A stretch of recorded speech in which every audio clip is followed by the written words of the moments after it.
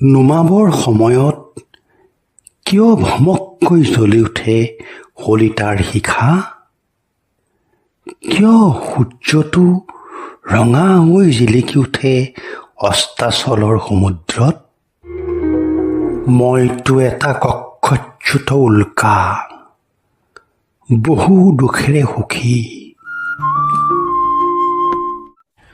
মোৰ ভ্ৰম, মোৰ কলিজাৰ এটি কণমানি, যি বাছি ল'লে সাহসেৰে আত্মসমাপ্তি। মোৰ বাবে সেই সাহসেই তাৰ শেষ সৌন্দৰ্য। মাথো তাৰ সোঁ চকুৰ শেষ অশ্ৰুৰ এটি টোপাল মোৰ বুকুত লাগি থকা এপাত বিষণা কাঁড়।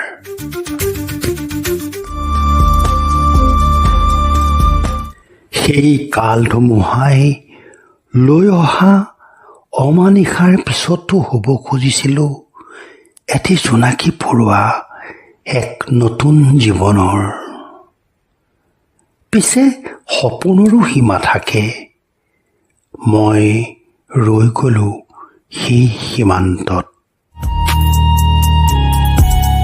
কানি মুনি বেলিকা মুনি চুনি পোহৰত এবাৰ মই থিয় কৰাই চাই ল'লো মোৰ কল্পনাৰ প্ৰিয়তমা পৃথিৱীক।